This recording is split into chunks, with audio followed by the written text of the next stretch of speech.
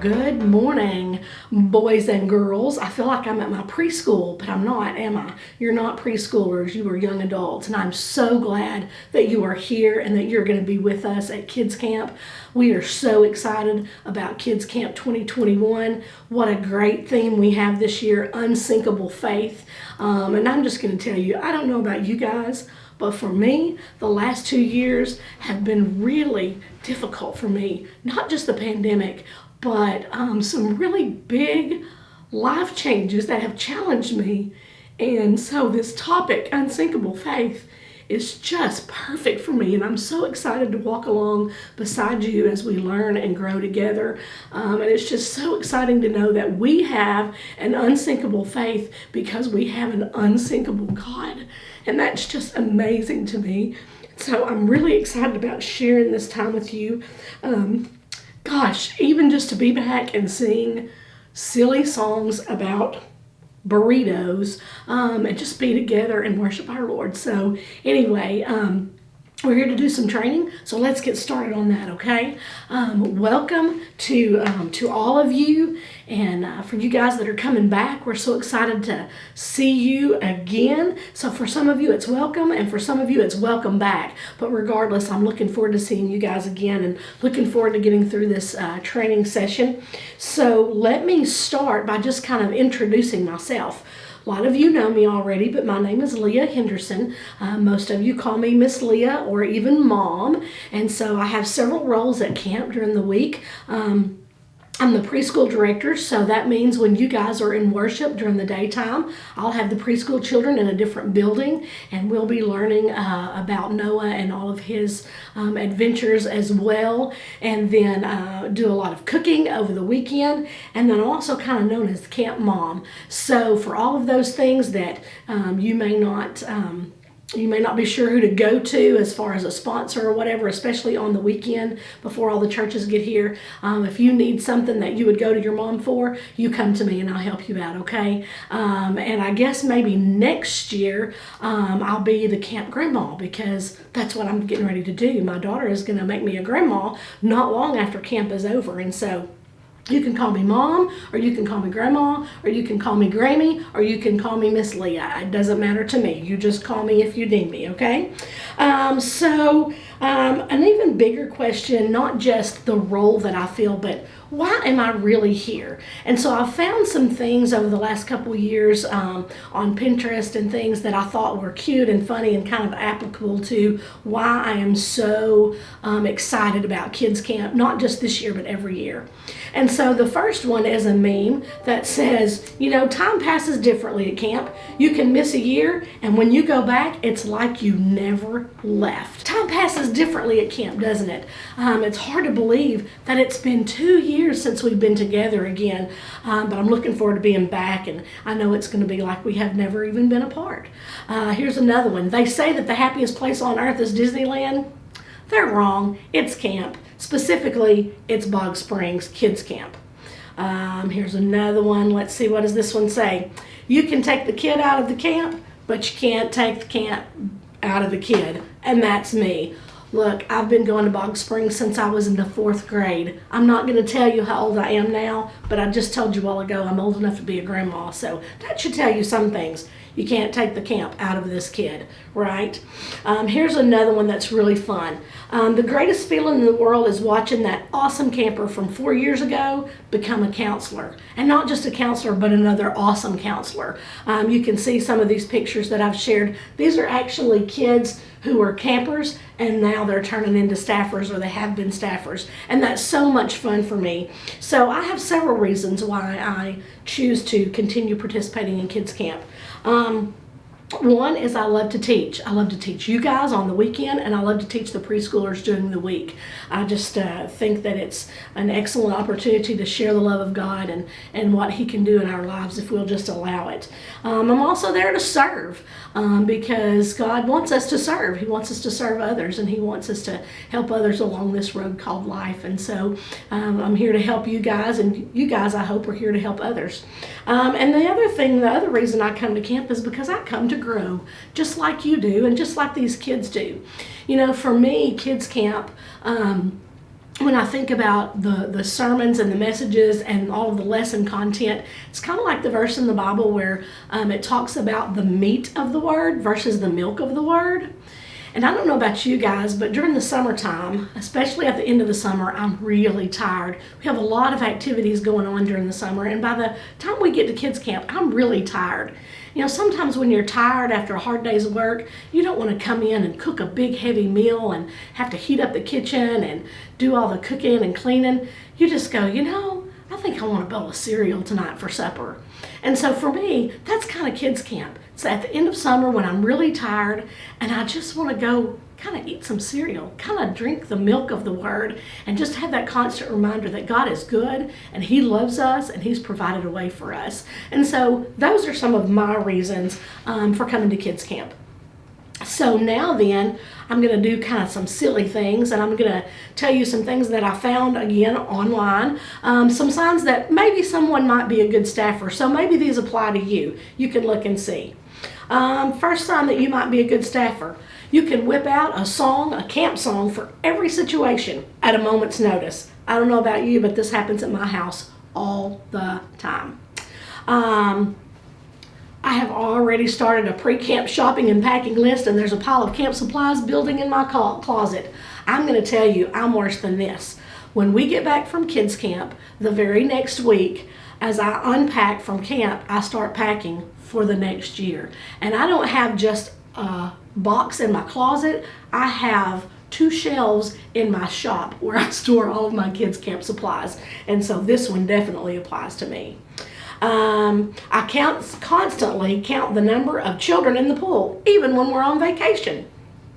So there's a picture of some of maybe you guys or some of your kids from years past hanging out in the pool. This one is me too. My backpack could rival Mary Poppins' carpet bag. Like, guys, I have everything in my backpack, and I mean everything in my backpack. And then maybe the last one, you know, for us ladies especially, it's kind of necessary to learn how to French braid in order to be a counselor, because us ladies spend a lot of time fixing each other's hair and getting those girls' hairs put up in braids, especially during game time. So those are just some silly things to make it kind of fun. So what's the perk of being a staffer? What are some of the maybe benefits that you get out of coming to camp and being a staffer? Well, one, being a counselor is probably the closest thing to celebrity status that you're ever going to achieve, and me too. Another one, and this one is really important to me, maybe because I'm older and I've lived a little bit longer, but I want you to understand that friendships that you start at camp can't be separated by miles and by months. They don't lose their strength. The friends that you make at camp are going to be your friends for life, even if you don't see them very often. And I want to give you an example. This picture was taken a few years ago. The girl in the middle is my daughter. The young man by her side is now her husband. And the other young lady is from another church in another part of the state, like way far away, several hours away from us. They connected at camp when they were about 14. And because of social media, they've been able to stay in touch. Even when they went through high school, as they went through college, they remained friends. They text back and forth. They call each other. And then recently, last fall, my daughter and that hairy-legged young man there got married. And you know who came and was by her side the whole day and helped her out more than anybody? It was her friend from church camp. And so now they're getting married and they're going through life changes, but they're still there to support each other and encourage each other and lift each other up. So even though they don't see each other, they can still be there for each other. Another example, just last week I was at a function for work, and a young lady walked up to me and she said, "Hey, you're Lene's mom." And I said, "Hey, I know you. We go to kids camp together." And so even though we were out away from camp and even away from church, it was immediate connection, and we knew we immediately had a friendship that we could reignite. And that's just a lot of fun. And trust me, as you get older, you're going to need those friendships. You're going to need those good Christian accountability partners to help lift you up and walk alongside you during life. So that's another great reason and a great perk of being a staffer at camp. But really, the main reason that you're here, let's go to the scripture for just a second. Why are you here? So as I was kind of searching for this answer and working on this presentation, doing a little Bible study, and this is one of the verses I came across. It's found in Matthew chapter 20, verses 25 through 28. Jesus called them together. He was talking about his disciples. Jesus called them together and said, "You know that the rulers of the Gentiles lord it over them, and their high officials exercise authority over them. Not so with you. Instead, whoever wants to become great among you must be your servant, and whoever wants to be first must be your slave. Just as the Son of Man did not come to be served, but to serve, and to give his life as a ransom for many." Now that's a verse that a lot of us have heard for maybe many years, but some things I want to point out about that verse. So first of all, it talks about how the Gentiles lord their rulership over the people underneath them. They're bullies, right? That's basically what it's saying. The Gentiles, the leaders of the Gentiles, are bullies to the others. And so that's not something that we want to be. If your reason for being at kids camp or for wanting to be a staffer is so you can boss little kids around and tell them what to do, this probably isn't the job for you. That's not why we're here. We don't want to be a bully. We are here to serve. And you know, the biggest thing is in that verse, WWJD, what would Jesus do? It tells us in the scripture, Jesus came to serve so much that he gave his life for us. And so when we're at camp, that's why we're there. We're there to serve, just like Jesus did. And I hope you guys will come in with that attitude and spirit of serving others and working to help others. Here's a great meme that I found. First day of camp, this is how we're all going to feel. We're going to be excited, we're going to be pumped up, and we're going to be ready to see those kids. We're all going to be flying our flags and waving our signs and dressed up in our team colors and all that good stuff. But by the end of the week, we should leave spent. This is what we should look like on the last day of camp, right? So be prepared to serve, be ready to come and work hard and leave exhausted but full, okay? So now then, let's talk a little bit about what are some of the things that we're going to expect when you come to camp as a staffer. And so the first thing we're going to expect is we're going to expect your participation. Well, what do you mean by participation? Of course I'm going to participate. Let me explain it in a little more detail, okay? So one of the ways that we expect you to participate is during worship service, all right? During worship service, when it's time to sing, we want you to sing with the kids. When it's time to teach, we want you to teach the lessons. When it's time to pray, we want you to pray. I found this meme, and this is actually, I've taken this picture of my son singing This Little Light of Mine in the worship center. And then I found this meme, and I thought that was really cute. But really, know that when you are in that moment in the worship center or on the game field or wherever you are and the word is being taught, those kids are going to be looking at you. And if you're not engaged and you're not participating, then neither will they. So make sure that you are engaged and you are participating in worship at all levels, okay? Another, just a kind of a gentle reminder, try to encourage those kiddos to use the restroom before service starts. If you do have to get up and leave because you have one that doesn't feel well or because they absolutely have to go to the bathroom or for whatever reason, remember to please go all the way to the back, to the top door, and use that door that has the curtain covering it so that the that burst of light is not a disruption to everybody else in the worship center, okay? Try to keep those things in mind. All right, where else do we expect you to participate? Well, we want you to play, and we want you to play hard, okay? When it's game time, be with your kids. When it's free rec time, be with your kids, play with your kids. That's where you're going to make the connections with them, and so we want you to get engaged and be involved with your kids. What else? We want you to eat with your kids, participate with them in mealtime, even if it means, like Savannah, you've got to make 15 peanut butter and jelly sandwiches at every meal. That's okay. But again, you have to participate with your kids. If you don't eat, they won't eat. So be sure that you are going to meals with them and helping them with all of that stuff in the cafeteria, okay? All right, another one, and this one's a biggie. We expect you to maintain health and safety. Wow. You say, I'm just a staffer, I'm just a kid, how am I going to do that? I promise there are ways you can help do that. We're going to go over those in quite a bit of detail, okay? But here's our goal. Ready? This week's mission, should you choose to accept it, is to keep the tiny humans alive. All right, that's a pretty big part of our job, right? Probably the biggest part of our job. But no, seriously, we really do want to keep our campers safe. This year, as you all know, we're coming out of a pandemic. I thought this was great. Sheldon Cooper and his Lysol can. You're going to see a lot of Lysol or Lysol type disinfectant sprays at camp this year. We are stockpiling now supplies to take with us so that we can make sure that we are cleaning and sanitizing surfaces on a regular basis. And you may be asked to help do some of that. So just know that when we ask you to do those things, it's not because we're trying to be bossy or trying to get off something we don't want to do ourselves. It's for the health and safety of our kiddos, okay? Now, having said that, there are a couple of things that you can do to really help us maintain health and safety. This year is going to look different because of the pandemic.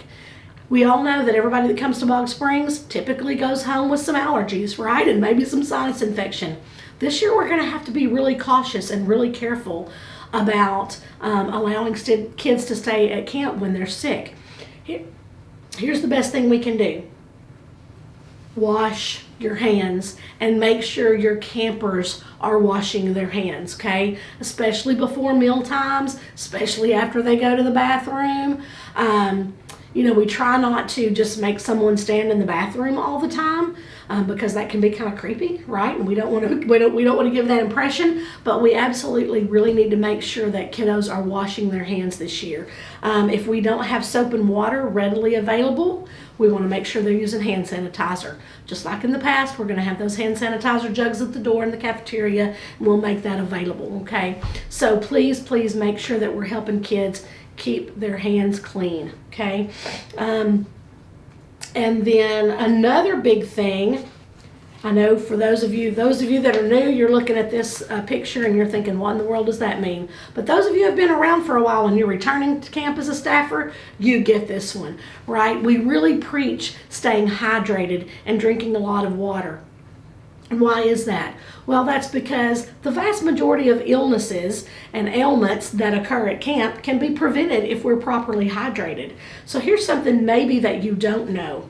Bog Springs was actually, in its early days, known or used as a resort for healing. People would come from miles and miles and miles around from all over the United States to come drink the waters from the springs at Bog Springs at the campground or through that area in that campground because they thought they had healing properties. Now the truth is probably they were just dehydrated when they got there, but they drank enough water thinking that the water had healing properties that all of those ailments caused by the dehydration got better. So it's really important, and the great thing about Bog Springs is it's all natural spring water anyway, so you're getting a lot of good vitamins and minerals out of it also. But here's some facts and some figures about water. Your body is about 70% water. Your muscles, 75%. Your brain cells, 85%. Your blood, 82%. Your bones, 25%. I'm just going to say that we kind of need these things to be working and working properly while we're at camp. So we want to make sure we're taking care of our bodies. All right. Here's another interesting fact. And this is on a normal day. Just a normal day. Not a day when it's 100 degrees and 90% humidity and you're sweating just when you blink your eyes, it's making you sweat. Not when you're outside all the time and doing strenuous activities. This is just a normal day. Your body loses about 2 quarts of water a day just through natural life, through perspiration, through urination, and through exhalation. Just your breathing, your normal breathing. 2 quarts of water a day. And guys, we're going to be doing a lot of things that aren't normal. We're going to be spending a lot of time outside, a lot of time in the sun, a lot of time in the pool. All those things will help drain the fluid from your body. And so we have to make sure that we are well hydrated. So how do you know how much is enough water, right? See this lovely water bottle? I actually have one just like that. So here's your water bottle, and here's how you know. You take your weight, your body weight. You don't have to share this with others, okay? Do it by yourself. Take your weight, divide that number by 2. Oops, I just found a typo. Divide it by 2, and that is the number of ounces per day that you need to drink. The number of ounces of water per day that you need to drink. Your body weight divided by 2, okay? Now, for some of us, that's a lot bigger number than others, but that's the best way to figure out how much water you need a day. For most average people, that's just a little less than a gallon a day. That's a lot of water. So there are some other things we can do to help increase our fluid intake though, and that has to do with our foods. So which one do you think has the highest water content? Watermelon, lettuce, or grapefruit? Well, the answer, obviously, by the picture that I'm showing you there, is lettuce. And so one of the things that you can do while you're at camp is we have a salad bar available. So when you eat your meal, you also have the option to get some salad, and that will also help kind of replenish some fluids in your body. So that's really good for you. And what are some other things that we do? Most of you guys know, if you've been around, we have free watermelon every day. We have free popsicles for the kids every day.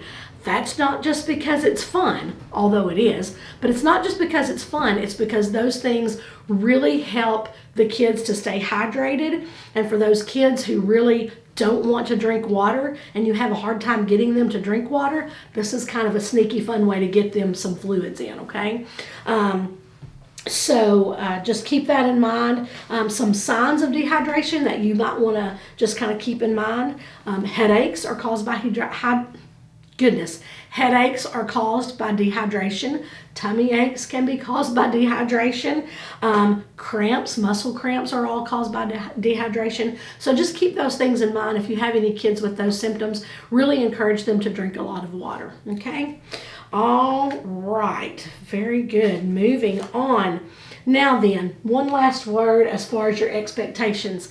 We really want you to kind of constantly this week be in a frame of mind that you're playing a constant game of follow the leader. Your kids are going to do what you do. If you go to the cafeteria and you go, oh, that's gross, I don't like that, that doesn't look very good, then you know what? They're not going to want to eat it either. If you don't drink water, they won't drink water. If you don't want to go to sleep, they don't want to go to sleep. So keep all of those things in mind. If you freak out because somebody gets a boo-boo, they're going to freak out if they get a boo-boo. Bath time. If you don't shower, they certainly won't shower. A lot of them don't want to shower anyway. So let's be sure that we follow the leader, we set the example, and we show them what we need them to do, and we lead by example, okay? So ending on that note, making sure that they take a bath. This one is for all of you girls out there. Here's a funny meme. I wear my hair in braids so you can't tell. My last shower was 4 days ago. And I know that sometimes it's hard to get in that line and get in the shower because of the crowdedness, but let's make sure we're doing all of that, okay? Wash all those germs away every day. All right, now then, let's move on. The final thing that we're going to talk about is we want you to set the Christian example. Again, you're playing follow the leader all week long, and really you're doing that whether you want to or not. They are going to follow your lead. So here's some things I want you to think about. Please watch your language while you're at camp. I know that times change, and you guys have words in your vernacular that when I was your age, and I know I'm old, but when I was your age, they would get your mouth washed out with a bar of soap. Okay, so just be very aware that some of the slang terms that we use may be very offensive to other people. So let's try to avoid saying things like freaking, because that word was actually derived from a really ugly word, and people use that as a substitute word. So let's try not to use that type of word or exclamation when we go around saying, oh, well, that sucks. Again, that's one of those words that would have got your mouth washed out with soap when I was your age. And you know what? We're going to have some adults here that find that word to be really offensive. So let's try to really avoid that type of language, okay? If you have any other questions about things that you wonder if it's okay to say, rule number one, if you think maybe it might be offensive, just assume that it is and don't say it. But if you want to ask, come ask me, and I'll help you make a decision about that, okay? Another thing is how we dress. There are some things that we just have to think about, okay? We're all young adults here, and so I'm going to say some things that might be embarrassing, so I guess that's the good part about doing this on your own computer without maybe a lot of other people around. But we have to be very conscious about how we dress when we're at camp, okay? Girls, please, please, please, do not wear white t-shirts when you're going to go out and go to the game fields and get wet, okay? We can see right through those white t-shirts, and we don't need to see that, okay? The adults don't want to see it. The young men don't need to see it. The kids don't need to see it. So let's make sure that we don't wear white t-shirts when we are on the game fields or in the pool, okay? Another thing that is really a very good idea is to wear your bathing suit under your clothes when you go to the game field. And that way, if something does show through, you're still completely covered and you're modest, all right? Here's something I used to tell my kids a long time ago. When I served at another church, my husband and I were youth leaders. We were youth leaders. And we were having a discussion one night. The girls were fussing because they were required to wear a one-piece bathing suit to activities where that was what was needed, was a bathing suit. So they had to wear a one-piece bathing suit, or if they wore a two-piece, they had to wear a t-shirt over it. And the girls were kind of fussing. They thought, well, that was a little bit much. And so we had this big, long discussion about what was appropriate. And so what I said to them was this: ladies, understand something. If I can see your bras or your draws, then I can see too much, and I'm going to ask you to go change. So that's just a really good rule of thumb, okay? Be very conscious and remember that modest is hottest, okay? Keep yourself well covered, dress appropriately. Again, if you're not sure, don't wait until you show up at camp. Take it to someone you trust. Take it to a parent, take it to a youth minister, take it to your Sunday school teacher, to somebody and say, hey, do you think this is okay to wear at camp in front of the kids? Okay. For guys, I'm going to ask you to help me out on this one.